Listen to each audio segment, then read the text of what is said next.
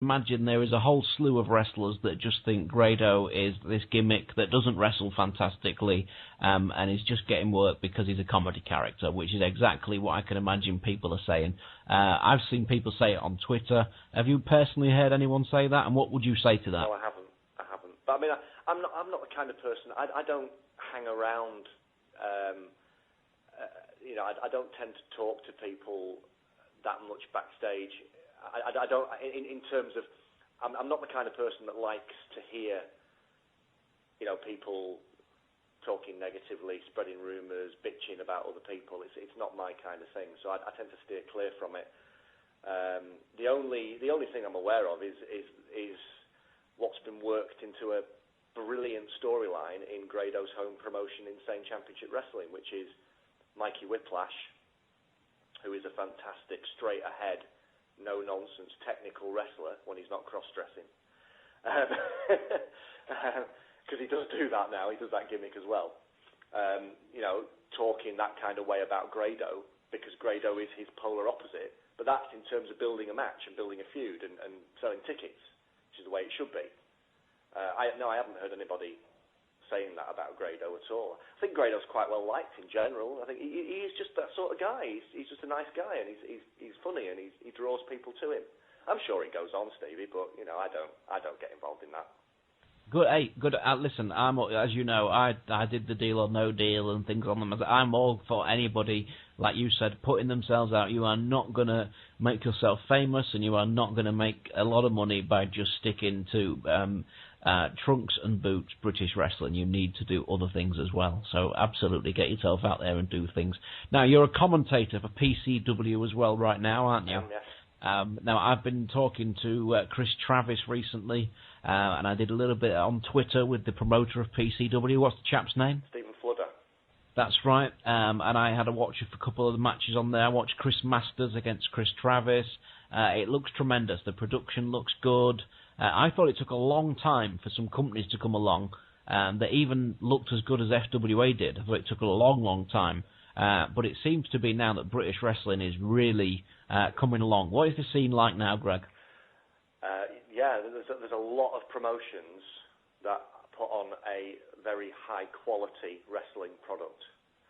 And like you say, the way the guys look, the guys are starting to take care of themselves better, to think about their image and their appearance and get good gear and certainly compared to the FWA era, the wrestlers, a lot of the wrestlers, before I started this interview, I wrote down a list of about 30 British wrestlers, and I found it dead easy to think of 30 who not only look like stars and wrestle at a high quality. And that's the thing, we've just got a lot of depth of talent now, and there's a lot of promotions around the country that are doing a good job promoting the shows well, drawing crowds of between 300 and 800 people, 1,000 people regularly sometimes. The top, I would say the top two at the moment are PCW in Preston, because they do, they draw. I think they did for the show. What was it? The show on the day that Lionheart got injured against AJ Styles, I think they had 1,200 people, something like that. Yeah. And ICW up in Scotland that we mentioned before that get crowds regularly. They sell out their home venue, the Garage in Glasgow, with 700 to 800 people, and then they do a few bigger venues, getting 1,000 plus, and they're about to tour. They're going to do a tour. They're going to do a show in London in May at the O2, not the big O2, but one of the smaller sort of O2B venues, I suppose. Yes. Yeah. Which will be around 1,500 capacity or whatever. And they're doing Newcastle as well, so they're starting to tour, and getting a big following. There's a lot of other promotions as well. Revolution Pro are really good in London. Progress Wrestling are really good. Infinite Promotions in Liverpool. Who else? New Generation Wrestling in your old neck of the woods in Hull. Yes, they do an excellent job. Yeah. Premier British Wrestling. Scotland's amazing. Scotland is absolutely throbbing at the moment. There's so many good promotions drawing big crowds. Premier British Wrestling do really well. SWA. Go on forever, really, and that wasn't the case. In the FWA days, there was All-Star, WAW, TWA, Premier Promotions, and FWA, and that's pretty much it, and a few small ones. I know WAW are doing very well. They're doing the huge building that they're getting 2,000 people in up in their neck of the woods as well. So it seems to be doing absolutely fantastically at the minute. Yeah. And I think, like you say, there's enough workers now to. I think British wrestling is ready to get back on TV. I think the guys are looking well, as you always like me to say, Greg. Yeah. I think it's ready. I think it just needs that businessman there to put it all together. And hopefully get it back on TV. What do you think? You've been involved in all facets of it now, Greg. What do you think it needs to obviously, apart from everyone working together, which would be very difficult, not as easy as people seem to think it would be very difficult. But what do you think it needs to get back on television?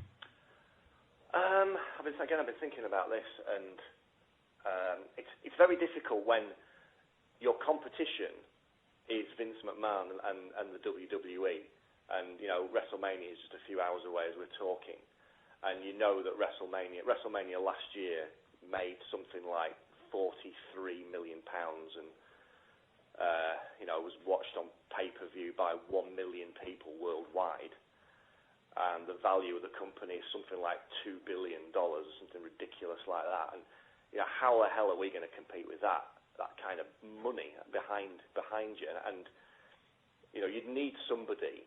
You'd need really someone. Like darts used to be this game that people played in pubs. And now it's got the whole Sky TV glitz and glamour behind it, and it's got a big arena tour. The darts players are travelling the country playing in front of 10,000 people. And it's got a very much wrestling feel to it, hasn't it? The entrances and Isn't that Barry Hearn? I think Barry Hearn is heavily involved, and he did a sort of thing with snooker in the 80s. And I've noticed, you mentioned WAW before. I've noticed the Night Boys, Roy and Zach, are doing this internet campaign at the moment to try and get British wrestling back on TV. And they tweeted Eddie Hearn, Barry Hearn's son, who's a big boxing promoter. They've tweeted Simon Cowell. It's going to need. Lord Sugar, they tweeted him. It's going to need somebody like that to actually go, take a chance on it. But, these people aren't going to invest in British wrestling unless there's going to be a return in it for them. Yeah. And, what you do we, 30 years ago, Hulk Hogan main evented WrestleMania 1 with Mr. T as his tag team partner. Mr. T was a massive television star in America. I think it needs something like that. I think you'd need to have a David Beckham suddenly say, right, I'm going to wrestle. Grado and David Beckham in a tag team match.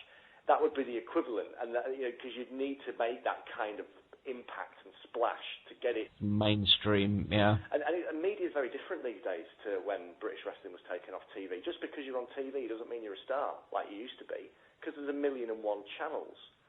And TV's slowly dying, I think. I mean, Sky TV's numbers of subscribers are falling because people can just watch it on the internet, on free streaming, a lot of stuff. And, internet TV will come in. When we first came on, you were talking about watching Netflix.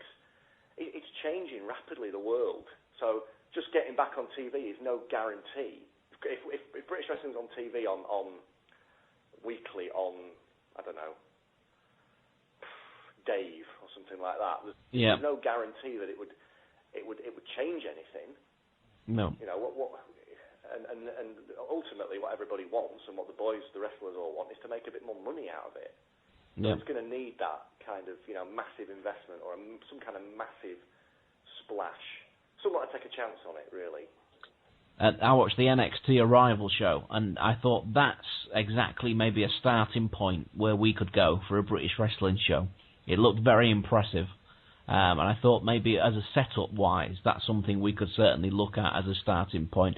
But when I was speaking to Danny Collins, he made a fantastic point. He said the two countries in the world that have not changed their style of wrestling is Mexico and Japan, and they're both still thriving as a wrestling company. Do you think that we are still maybe copying America too much and we need to go back to a maybe updated British style of wrestling? Are we still trying to copy America too much? Well, yeah, because if we're talking about getting on TV, we're going to be in direct competition with WWE and TNA. And, you need to be an alternative. in that case, you need to be different from what they're doing. Now, I think at the moment the British wrestling is very similar to ECW in the mid-90s and Ring of Honor at the start of the noughties. I think we're now the number 3 in this country. British wrestling as a whole is like the number 3. It's like the cool alternative. But that's not because people are wrestling the British style. It's because a lot of the guys are wrestling an American indie style. Yeah. There's a lot of guys who put on 20-minute fantastic matches, hard hitting, lots of kicks, lots of big moves, lots of spots. There's a bit of storytelling goes on, but not enough, and not enough people are really wrapping themselves up in their British culture, which is something that Robbie Brookside always said, and he's absolutely spot on. People need to. I don't know. Maybe there's not so much patriotism around anymore either. I don't know whether people are just going to get behind British wrestling because it's British, like they might have done, 10 or 15 years ago. It's the way society's changing. There's a lot of apathy around these days, isn't there? So, I think we need to find a niche. We need to find some kind of way of making ourselves different from the WWE and TNA, and that's one great way of doing it, wrapping yourself up in your British culture. ICW, though, because that TV program, I don't know if you saw it, I don't know if you got it over in Cyprus or not, but that ICW TV program a few weeks ago, that got on BBC One at 10:35 p.m. on a Tuesday night. It pulled in over 1 million viewers, got absolutely rave reviews, and there was hardly any wrestling on it at all. It was like ICW is like a hardcore promotion in Scotland, based in Glasgow, and they focused it on the story of the personalities. They made it into almost like a really gritty, real-life reality TV show, and I think that's the kind of thing that's going to work. That's where we are in the 21st century. We're in the era of reality TV, and people care about the personalities. They don't. Wrestling fans are always going to watch wrestling and like wrestling no matter what. But it's the people who don't watch wrestling that you want to try and get behind it, and that's the way to do it. Is to put on I've had loads of people who don't even follow wrestling who watched that TV program and said, "Wasn't it great? I really like that Mark Dallas, the promoter. He's really, doing it for his son who's got autism, and Matt Grado is fantastic. He's really funny, and Jack Jester, who's a bit of a fetishist, but he's agree with you. I agree with you 100%, and I think the best thing that came out. I did watch it, and I think the best thing that came out of that was as a father, I thought Mark Dallas came across better than anything as a great parent, which was the thing I noticed better than anything else. But what I would take from that is what you just said. There was hardly any wrestling on it. Yeah. And now, at some point, when you get past all the showing of the personalities and how gritty it was, at some point, you've got to get in the ring and you've got to wrestle. Well, that's true, but at least they've got a foothold now. They've got themselves on BBC. If BBC got enough positive reaction from it, the ratings were pretty good for that time slot. They might do a follow-up.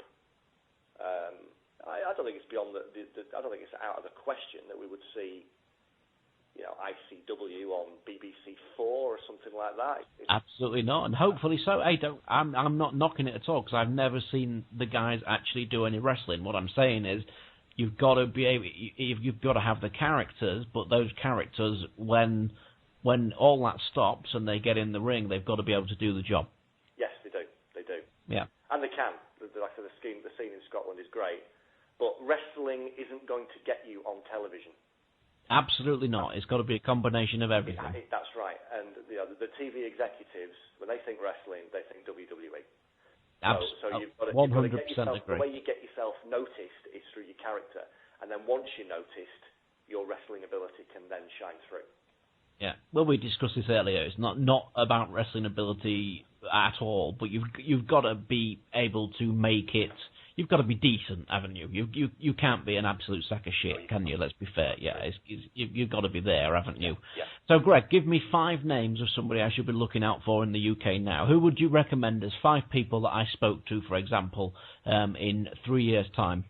In 3 years' time, 2 Scots to start with. Nikki Storm, going on the female side.